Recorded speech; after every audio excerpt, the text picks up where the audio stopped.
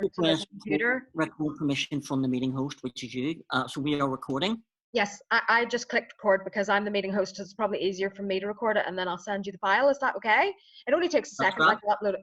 It doesn't actually. After you finish the Zoom meeting, it processes the file, and then it actually gives you the audio as well as the video. So you could turn it into a podcast or whatever. It's actually quite nifty the way it works. And it's so easy. I mean, you just press record. So I'll put it in a Dropbox for you, completely unedited. Like, I won't do anything with it. And then you can, by the way, oh, I have to tell you about something I think you'd love. Have you heard of Renderforest? No. You know, I have little theme tunes, like little opening intro videos on my YouTube channel. One for me as a singer-songwriter and one for me as a teacher. The one I have as a teacher, I made myself, but Renderforest will turn your logo or any image that you put into it into a really cool video with a nice bit of stock music with it, and it's very professional looking, and it costs a tenner. Like, seriously, a tenner. Yeah. And that's for what? That's forever? Yeah, that's forever. You just download. Okay. Now, a tenner is not the highest quality, but all you do is buy the cheapest version, and then when you export it from your video editing software, you just export it at a higher resolution, and it's grand. So you do Filmora, don't you? You're on Filmora. You have Filmora. I do, yes. And what was that? £40 a year or something, or £60 a year? I spent it was £60 one-off purchase when I bought it. Which, let's face it, that is not a fortune. Now, if you want optional add-ons and certain media packs, like if you wanted to do flame effects or stuff, yes, that would cost more. But I'm not using it to make actual movies or really complicated videos. I'm using it for talking heads,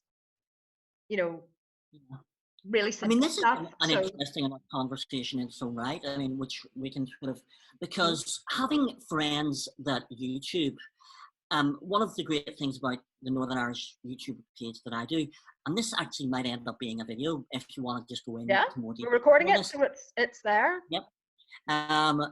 One of the great things about the Northern Irish YouTubers page that I have, and what's weird is that I'm not even the biggest YouTuber. I'm just kind of the community facilitator of that page. And I think that if I was a big YouTuber, that a lot of people wouldn't contribute, because I would be like the big authority figure that is kind of, I'm a better YouTuber than you, and kind of, but because I'm not a big YouTuber and I'm only getting started, it's kind of, yeah, people can make you feel intimidated on YouTube. Like, I had quite a nasty comment once on, I obviously post a lot of singing lessons, and it was like, at the moment I've got 352 subscribers. At the time I had about 197, and it was like, well, why should we believe what you're saying when you only have 197 subscribers? In other words, if you really knew what you were talking about, you'd have 100,000 subscribers. It's like, well, I had to start somewhere. People that have 100,000 subscribers at one point had 100 subscribers and kept growing. And often as well, I'll see musicians' videos and there'll be 20,000 views in the video, yet they've only got about 200 subscribers. And that says that they've just gone out somewhere. You can pay for views on your video just to bump up the numbers, but they'll just be bots and it won't mean anything. So I would rather have, 352 engaged subscribers than thousands of subscribers, but actually only have a handful of them who were really interested. I want to do things the legit way. I don't just want to go out and spend some money and artificially bump up my views, because people will believe what I say more if my videos have thousands rather than hundreds of views. I didn't take that on board. It didn't ring true to me. I paid money today for TubeBuddy. Have you heard of TubeBuddy? No, what does it do? It helps you out with tags for your videos. Oh, right. So it gives you suggested tags, so popular tags that might feed into your, if you have less than 1,000 subscribers, it's £4.50 a month, and you can pay for the year, so that means it's about £60 for the year. If you have less than 1,000 subscribers, and it gives you suggested tags for your videos, so it might be that you're just not putting good tags up. Yeah, and also I think a thing that people do wrong, this was an interesting thing that I watched a video on, was titling. Yesterday I did that video with Gavin, who is a lecturer in media law at the University of London, and if I hadn't titled that video, interview with Gavin Suter, LLM. Well, nobody's actually searching for that. So I entitled it, Ask a Lawyer, is it legal to post covers to YouTube and Facebook? Because people might actually be searching for that, not just on YouTube, but on Google. Like, they want to know the answer to that question. So when you're titling your video, you have to think, is this something that people would actually be searching for? Because you're not going to build a following unless you're answering questions for people or bringing some kind of value to people. If people aren't looking for what you're offering, you know what I mean? And then there's people like, once you get into their channel, like there's a girl on YouTube called Digital Nomad Girl. Her real name is Louise Croft, and I got into her channel because I had searched on Udemy for, like, on YouTube for how to make money on Udemy, or how much can you earn on Udemy, when I started teaching on Udemy. And she happened to have a video on that. But because I liked her and I warmed to her style, then I watched other videos that she did and I kind of got into her channel. But the reason that I discovered her in the first place was that she answered a question that I was asking, so. Yeah, yep.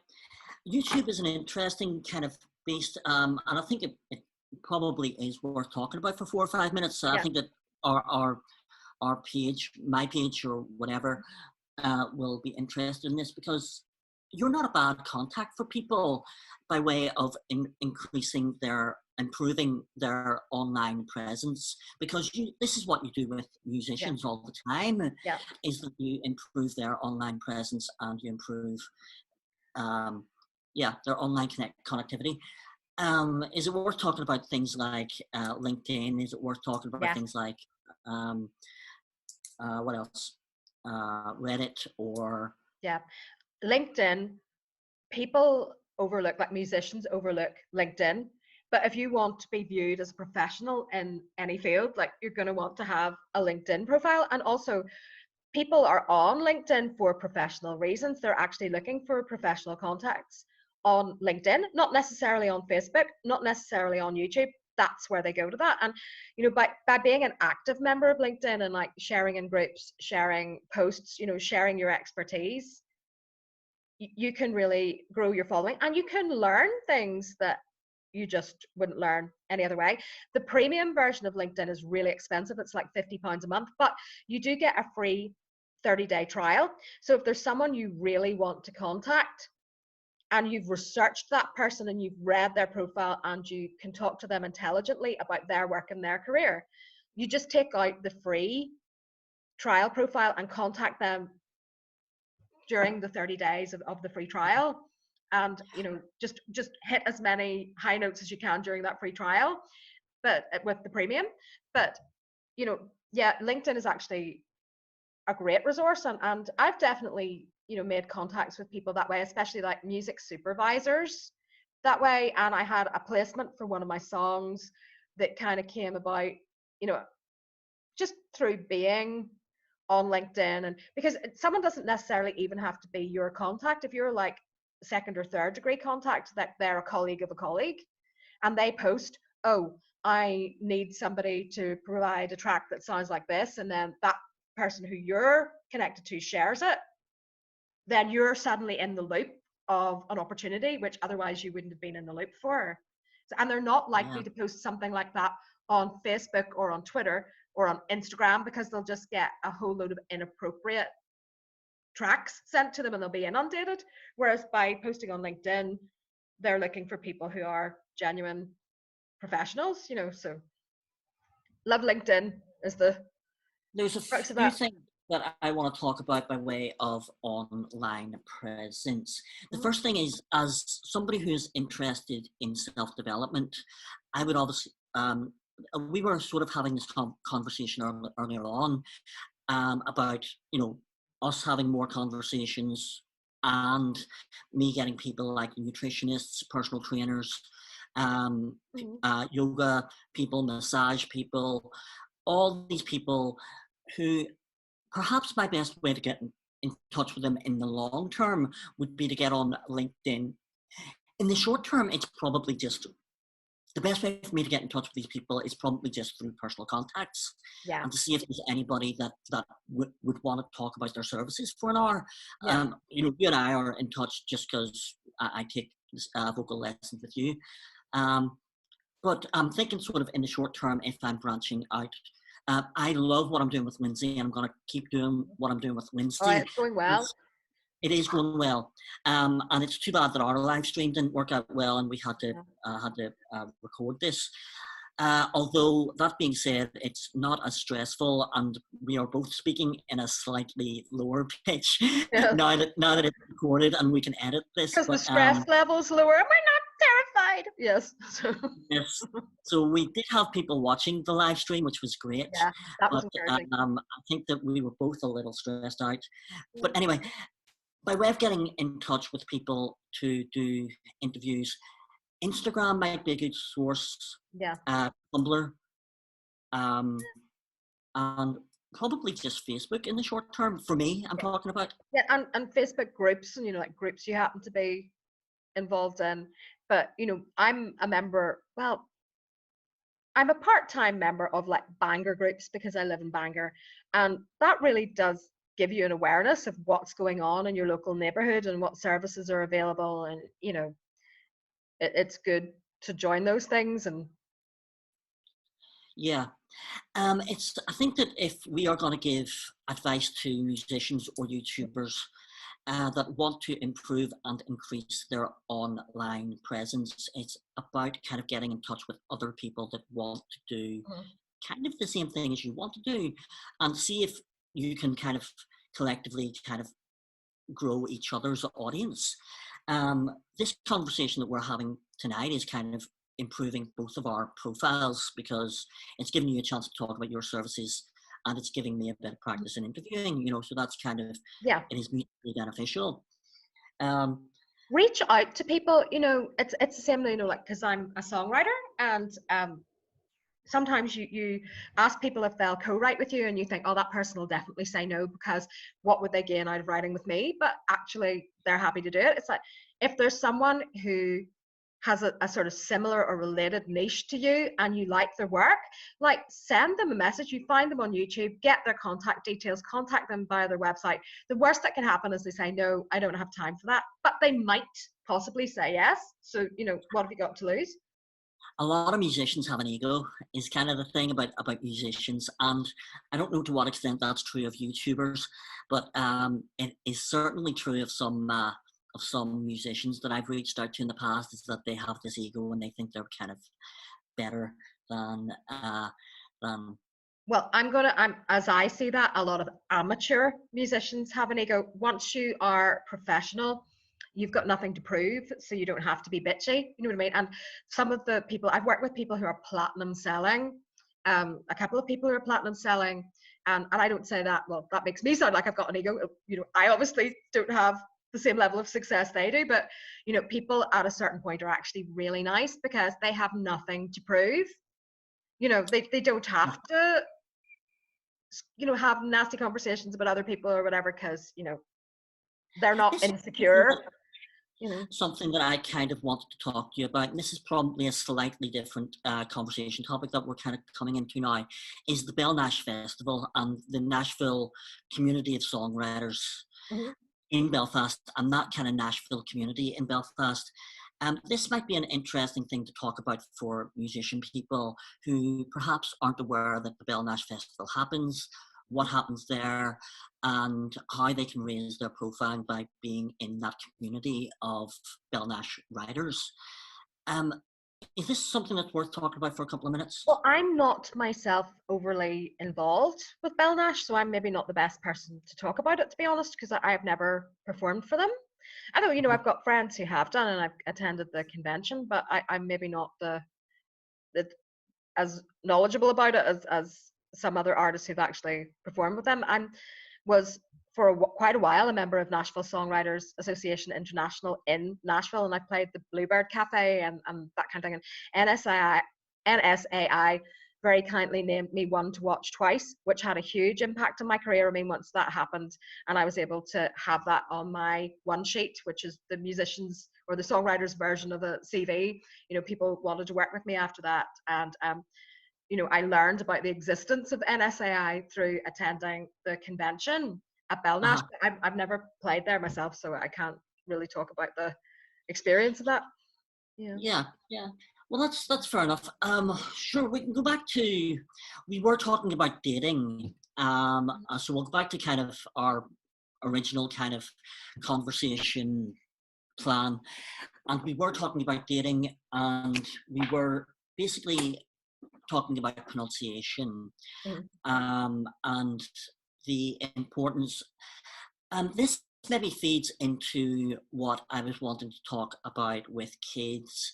And a lot of kids, teenage kids, young kids, don't have confidence. They're hormonal. They um, they are having difficulties making friends, and some of that might be because of their voice and their ability to project, or some of that might be uh, and to what extent do you think that sort of stage training and um, stage, and vocal training will help to increase a child's confidence and to increase a child's sociability, and help them to make friends and help them to kind of fit in and help. I'm aiming towards kind of a little bit about bullying and a little bit about kind of just increasing a child's Yeah. confidence, which That's I think is something that people are interested in. It is. And, I had in a conversation we had earlier on, I'd mentioned how a lot of adult students coming in have had someone make fun of their voice or say something nasty about their voice when they're a teenager. And we all know that teenagers listening to this will know that this is true. At that point in your life, you are particularly aware of other people's perception of you. And you have that need to belong.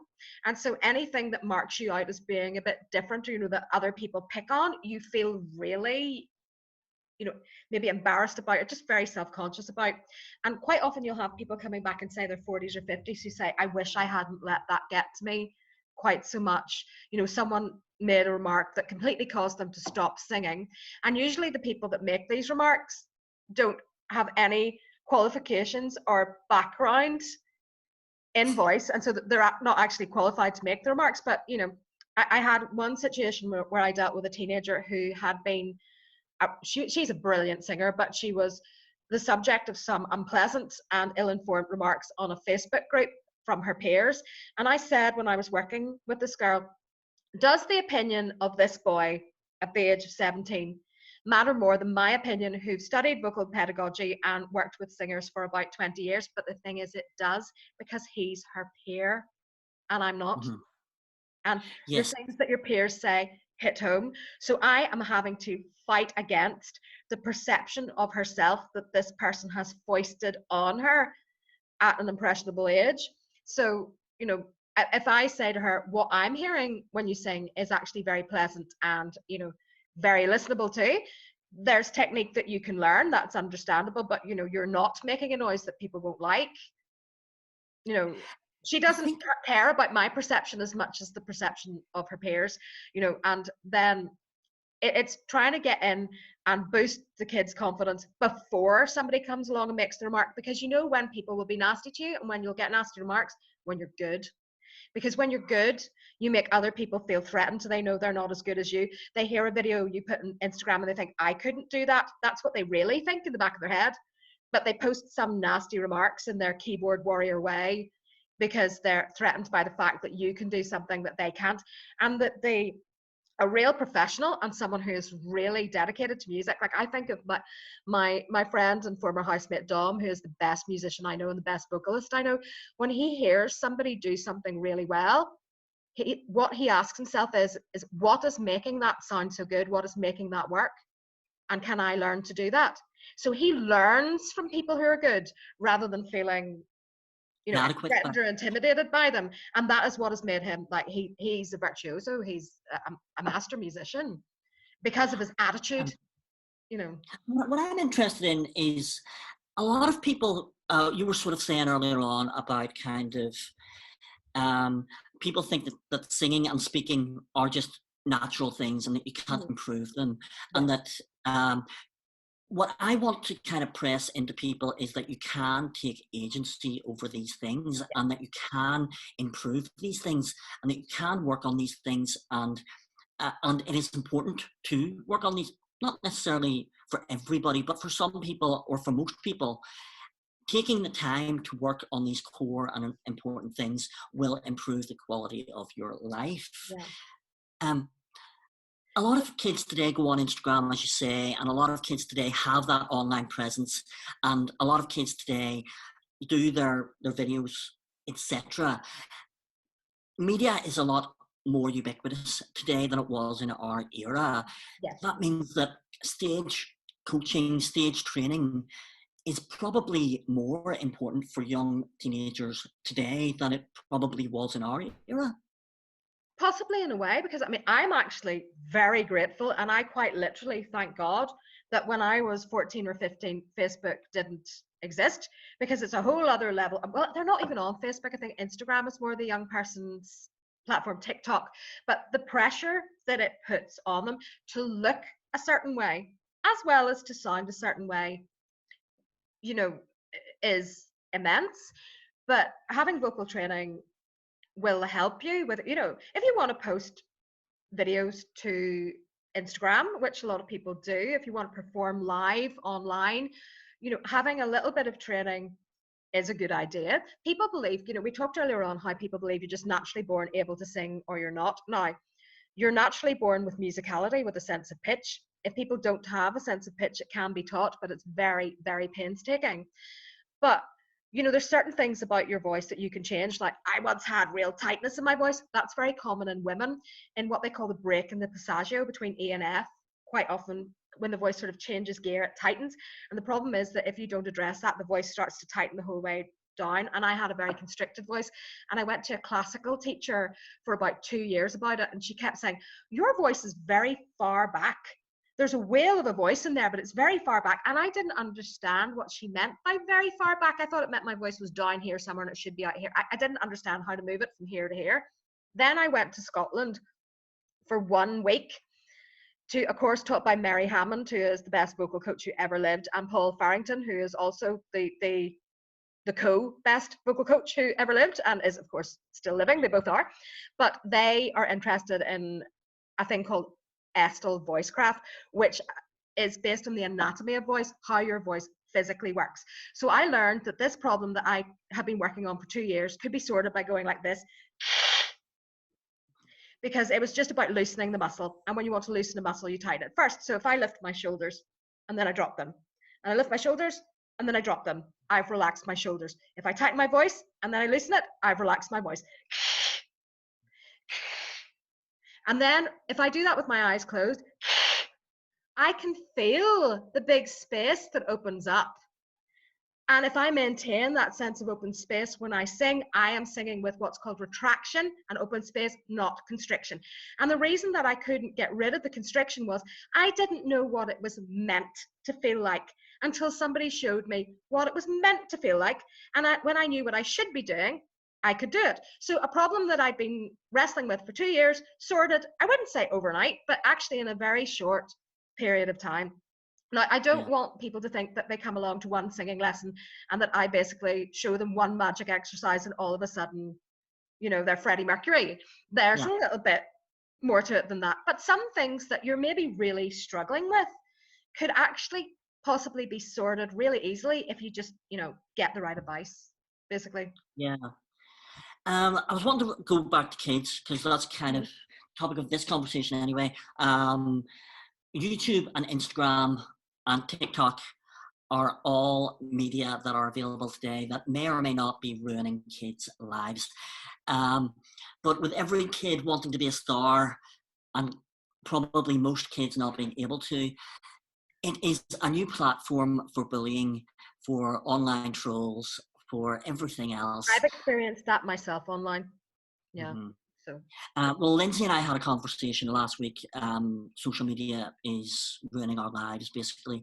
And that's basically what we were saying, that the pressures that are on contemporary kids are much more than what they were back in our time. And can vocal coaching help with that? Maybe. There's a couple of things to address there. First of all, I want to say I make a good proportion of my living online, and if the internet didn't exist, I would be stony broke. And also at this current time when we're in lockdown, going on Facebook and finding out what's going on in the world around you and how people are, there's a positive side of it. But yes, there is still very much a negative side. And I think we can't address a negative side. If you say to a kid, well, just come off social media, well, then you're asking them to remove themselves from the meeting place where they go to hang out with their peers. So that's just not realistic. But we have to give them the tools to help them build the resilience to cope with the nastiness. Now, I personally have seen some very low behavior from adults online as well, let alone kids, and kids who haven't reached that level of maturity yet. You know, you and I having this Zoom conversation, you know, so certain social norms apply. Like, I'm not suddenly going to turn right and say to you, Patrick, I don't like your shirt. I do like your shirt. I'm just using that as an example. I think it's a very nice color. But if I suddenly said to you in person, say we were down the pub, I really don't like that shirt, everybody at the table would go, she is so rude. Whereas if we were on Facebook and I wrote, nice shirt today, mate, looks like an old rag, that's acceptable for some reason. So there's like different, you know, like rules applying. And, you know, unfortunately, kids are having to navigate this. I mean, we all know of very good friendships that have basically gone to pot over social media. And when you put out music, when you sing online, if it gets out beyond your friends and family, if it gets out there, it is absolutely a dead cert that at some point someone will post something nice, nasty, or you will get dislikes. You know, I've had dislikes on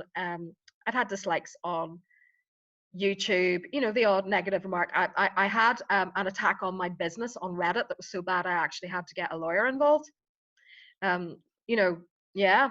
So, you know, this kind of thing can happen. Like, I had someone post on SoundCloud once about, you know, I posted a track which was actually recorded with Andrew Giddings of Jethro Tull, who has gone so many times multi-platinum that it's not a joke. And I was like really honored to have worked and recorded with him. But someone who I'd been to school with, who was a couple of years below me at school, who I actually didn't remember, chose to write on this track. That vocal is totally shocking, and who can believe this song? And I decided I was going to be flattered by that because, you know, yeah, it's probably him feeling yeah, insecure, you know, and that's yeah, kind of the thing. A lot of musicians kind of belittle other musicians because they're insecure and yeah, they're kind of, you know. yeah. Whereas I think, you know, to go back to like vocal coaching and how it can help with that, I think the key way that it helps with building that resilience is, first of all, it teaches confidence. And the more confident you are and the more aware you are of your own ability, the more you're going to be able to stand up to people who say nasty things to you. And also it gives the child or the young person an expert opinion. Because I was talking earlier on about how the opinion of a peer is what matters to young people. But on the other hand, if you have someone who really knows their stuff telling you that you're good or that you need to work on something, you know, if the person is properly qualified, you should be able to trust that opinion. So if they get opinions coming at them from every direction and they don't know whose opinion to believe, you can be the voice of reason. Because, you know, I run a business, so I can't have people running all around the town or going online sounding shocking, telling people that I teach them. So if I say you're good, you're good. You can believe that, because I'm not going to do down my own business. I'm not just saying it to be nice to you. It will be true. If I say you need to work on something, I'm not telling you that you're not good. I'm just saying, as I myself have had numerous things that I need to work on in my musicianship, I have the worst timing in the world ever, as anybody who's ever been in a studio with me will say, and anyone who's had to edit any of my piano parts will probably have this big bruise here from banging their head against a wall. We all have something to work on. But it's like, I, you know, look at it in terms of, I don't talk about weaknesses. I talk about development needs. It's not like I'm saying I have shocking timing. I wouldn't say of other people, this person is shocking timing. I would say could develop timing, because I believe you can develop it, that it's not a permanent thing. If I got out a metronome every day and I played along to a metronome, my timing would improve. I could fix that. It is possible to fix that. So if, you know, when we work on stuff, I just don't ever want anyone to leave a lesson ever feeling demoralized, ever. I want them Yes. to feel as they go out the door, I can do this. I know what to do. I've got the tools to fix this problem. I've got the tools to meet this goal. Goals is something I talk about a lot with students, you know, what they actually want to achieve. With some people, that's very open-ended. Like some people will just come in and say, I want to improve my confidence. And that's a really good goal, actually. Or maybe they want to do exams, or maybe they actually want to be a professional musician. And you'll have long-term goals, and then we break that down into short-term goals, and what we can realistically achieve in a month towards your wider goals. So you want to be a professional musician. Okay, let's work on your first demo and getting your first demo recorded. And let's do that by learning the skills that you need to record that demo to the best standard possible.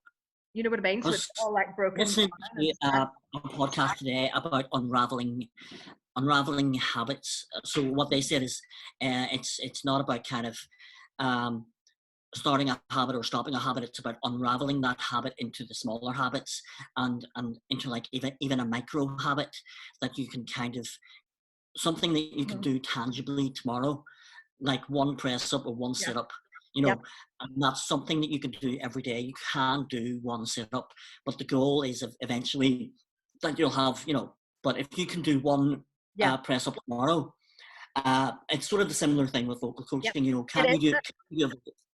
You've enlightened upon something really important there, which is you have to do the work. You don't come to lessons and have me wave a magic wand over you and suddenly you sound like Freddie Mercury.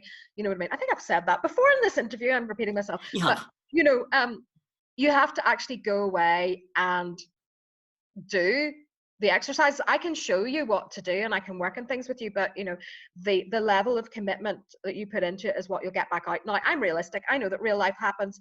Sometimes work is really hectic. Sometimes one of the kids gets sick. Stuff happens. And if people come in and they say to me, look, I haven't been able to do as much work this week as I would have liked, I understand. And actually I would rather that people just said that than just pretended that they practiced, but you do have to it's about forming habits. And like I talked about how I had constriction in my voice. That was a habit because I was singing like that over a period of time. I'll tell you how that started actually.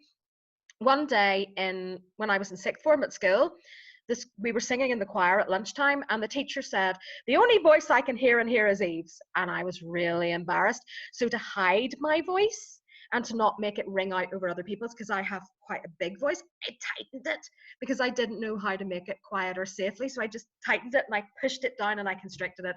And when I'd done that for 2 or 3 weeks, lo and behold, I'd formed a habit. And a habit develops into a problem over time. And there are some habits that develop into a skill over time. So what I can do when you come into me is sometimes you might not even be aware of what your habits are. I can tell you what habits you're practicing that are helpful and which are unhelpful. Yeah, I want to move on a little bit, because I think that we've pretty comprehensively talked about teenagers and kids and how they can benefit from vocal coaching, and they can. But I want to move on now to adults and kind of how some vocal coaching, if not a lot of vocal coaching, can help them to kind of advance in their careers, can help them to perhaps make friends in later years, can perhaps sort of improve their connectedness or improve their confidence. This may or may not be singing, but what I'm kind of thinking as somebody who's interested in self-development is, can vocal coaching help you with your interview skills? Can vocal coaching help you with your authority? And we have touched on this a little bit with Margeret Thatcher, and also Elizabeth Holmes, who you are now. Yes, there's an example and a half. Now, just to recap, because we talked about this during a live stream, which unfortunately didn't work out that well, because my microphone wasn't selected properly. But how Margeret Thatcher, in essence, she didn't think she sounded authoritative enough with her high-pitched voice, so she lowered her voice, she trained her larynx way down and spoke like this. And we're talking about how she did that in order to be perceived in a certain way. Some people have criticized her for trying to sound masculine by lowering her voice, and that's a whole other debate. But the thing is, she knew what kind of idea of herself she wanted to project, and she trained her voice in a certain way in order to achieve that. What my approach would more be for people not to make their voice something different than it is, but to learn to use their own voice, their own natural voice, in the best way possible to the best effect possible. And if you learn to do that, for example, if I add a twang to my voice, can you hear how my voice is louder? Can you imagine how useful that would be if I was giving a PowerPoint presentation and no one had given me a microphone and I'm in a carpeted room with 100 people in it? You know what I mean? That is a practical skill. Also, you know, if you're doing job interviews, learning to slow down and learning to break up sentences so that the real gist of what you're saying comes across. Learning to use pauses, which we don't when we're Northern Irish because we tend to speak hell for leather just like this and we don't really actually even breathe anywhere. You know what I mean? This is something you and I are working on, is improving the consonants in the voice. And a lot of people don't realize that if you have soft consonants, firstly, people won't be able to understand what you're saying. Yeah. And secondly, it gives off the impression that you are not confident or that you are not assertive enough if you are not putting enough pressure on the consonants, basically. Yeah. Yes, so this is something that can help both genders. Yeah. I'm going to do a little visual description, a little exercise here for people watching this. So I'm going to write a sentence where I only put in the vowels. Now, can anybody out there read that sentence? Now, I'm going to do the same sentence with the consonants.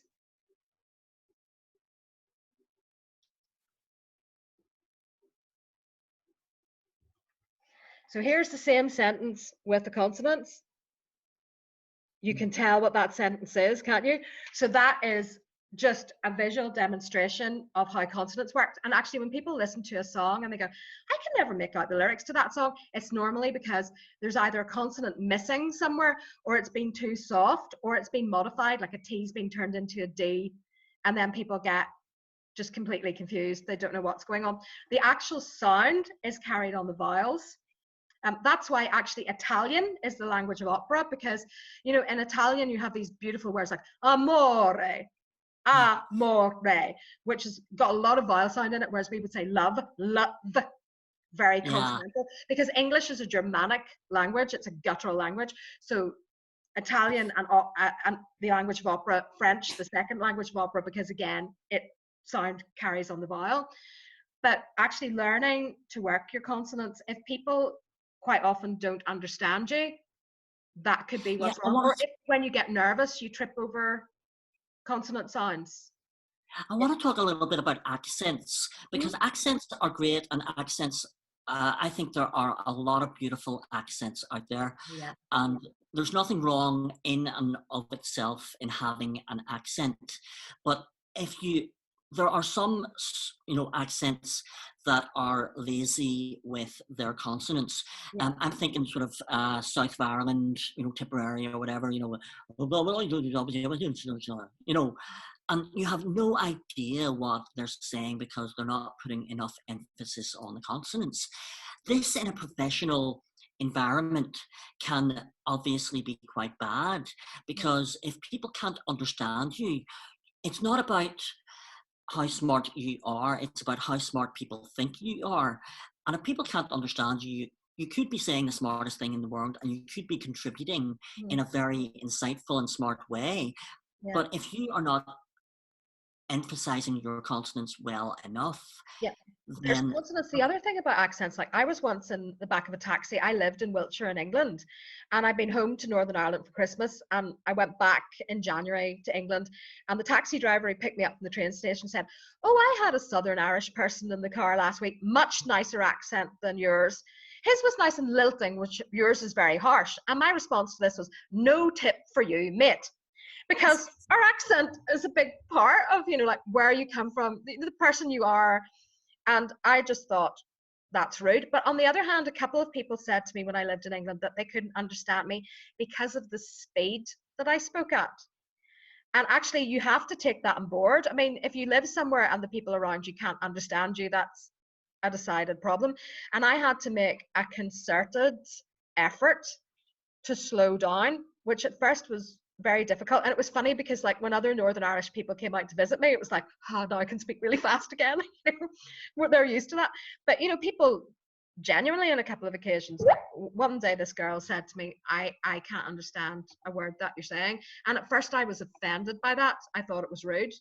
And then I realized she was only telling me that because she wanted to understand what I was saying.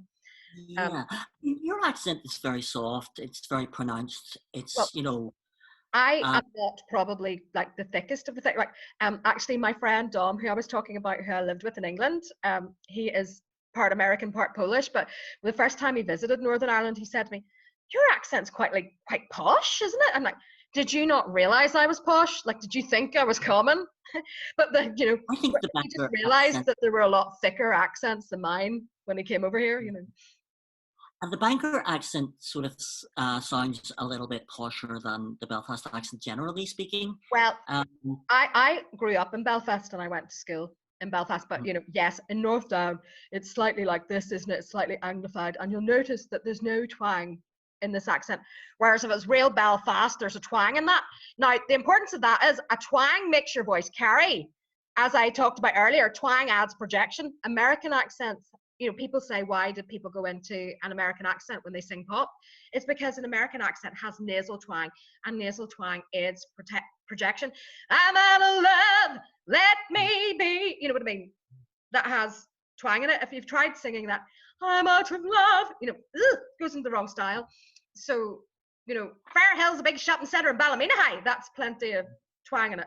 So when I'm working with people from certain parts of Northern Ireland, they've naturally got that projection because it's in the way that they speak. And then from other parts of Northern Ireland, not so much. It was the same when I lived in England.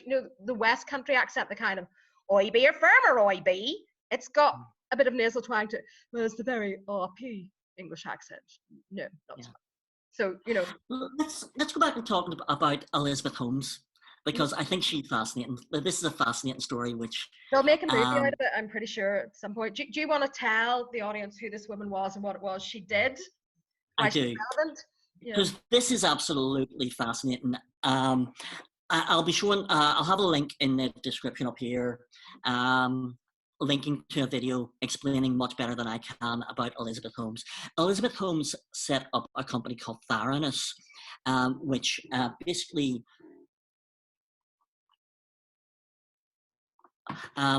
basically claimed to be able to test your blood for certain medical health conditions. So that was the idea of Theranos. Basically, the technology was completely fraudulent. It did not exist. But this company was a Fortune 500 company, probably top 50 companies in the world for about 4 or 5 years. Anyway, she set up this company at the age of 23, 24. Very, very pretty girl. And she basically did the same thing as Margaret Thatcher did. She brought her vocal tones all the way down to a very, very baritone thing whenever she spoke in public. And like she was like Barry White. She had it way, way, way, way down. But you could tell it was uncanny valley how low she spoke. She also kind of imitated Steve Jobs, and she wore the kind of the turtleneck and stuff. And how she was not spotted as being a fraudster years before is beyond whatever, beyond understanding. But obviously, the whole idea that women need to lower their voice to be more authoritative, I disagree with. I think that when it comes to women in dating, if a woman shows up and she's got a very broad voice, that's somewhat masculine.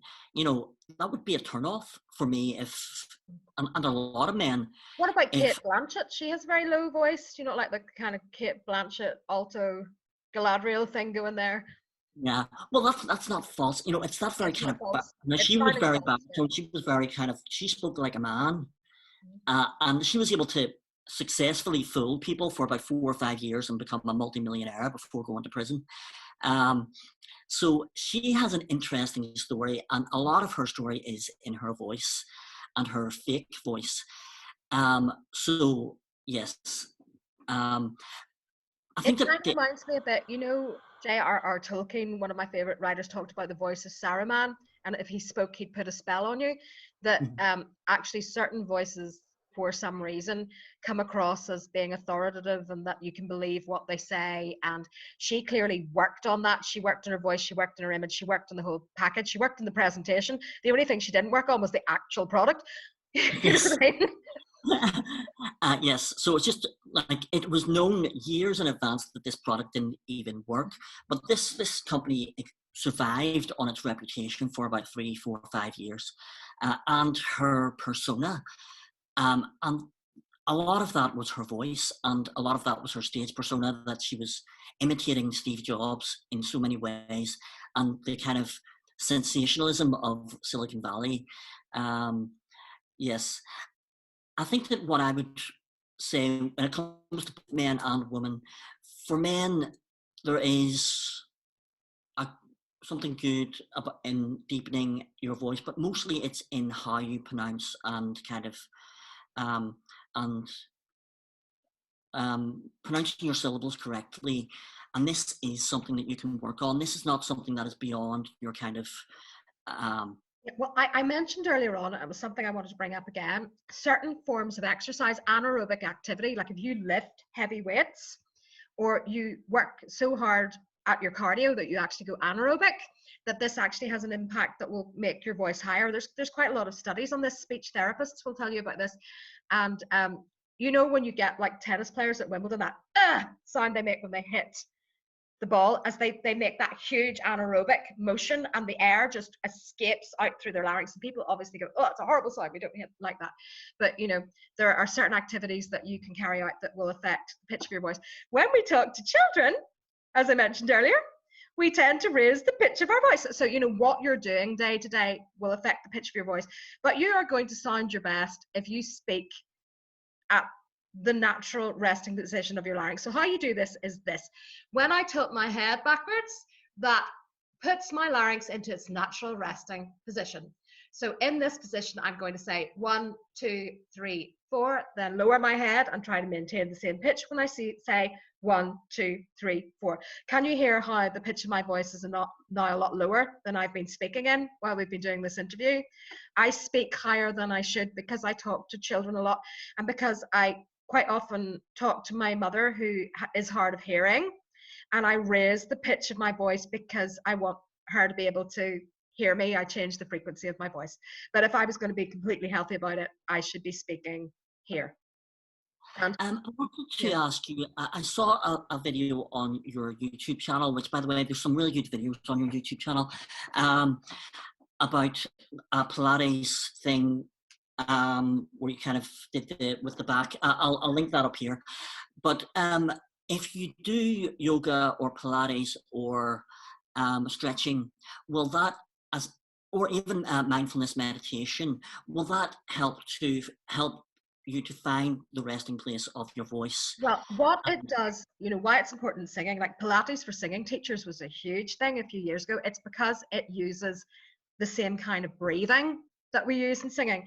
Intercostal, lateral, diaphragmatic breathing. I don't expect anyone to remember this. If you're doing singing exams, especially music theatre exams, you know, the syllabi will say that this is the kind of breathing you must use. Because if you use, see the shallow breath up here, that kind of, promise me you'll wait for me, it sounds gaspy, and it doesn't sustain sound. So if you sing like that, you'll be exhausted. But also, your body takes shallow breaths when it's panicked and you're terrified, and a deep breath is calming. I should probably move back to demonstrate this a bit. So we want to breathe in singing into the ribcage here. So you see my hands moving out. We don't want tension around here, so we don't want to breathe in like this. See how when I lift my shoulders, my voice is pinched, and I haven't done anything to my voice to cause that to happen. So what, you know, any kind of physical activity or relaxation method that relaxes around here is going to be good for singing. Now, back in the day, people used to talk about sing from your diaphragm, but you have no conscious control over your diaphragm. It's the muscle that's separating your tummy from your chest, basically. So people misinterpreted this as meaning suck in your stomach. But what happens if you like squeeze a tube? The contents of that tube come back up, and you can actually get acid reflux, which is when your stomach acid hits your vocal folds, which can be a very serious injury to the vocal folds. So the breathing that we do is about making sure there's no tension in the stomach. It's called splat. Singers, please loosen abdominal tension. No tension in the stomach, no tension in the shoulders. And obviously yoga, Pilates, meditation, releasing tension is a big part of that. I think, Patrick, by the way, that we're coming up on the limit of how much we can record here. I'm getting Okay. here on the Okay. screen. What else was? I think that we actually kind of talked about everything. Yeah. We have actually. We wanted to talk about adults and why they should get, and we've talked about that. We wanted to talk about kids, and we talked about that. We had an added little thing about YouTube, which was great. We have missed out the singers bit at the start, but that's fine. That was just kind of a getting to know each other thing. So I think we've talked about everything that we wanted to talk about. So formal sort of, it's been great talking to you, like that we can. It has been great talking to you. I will put all of your contact details into the comment section below. Thanks for that. It's been great talking to you, and I'm sure I'll have you on again to talk about other things, voice and other things. Okay. Keep Keep all the best. Okay, right. I'm pressing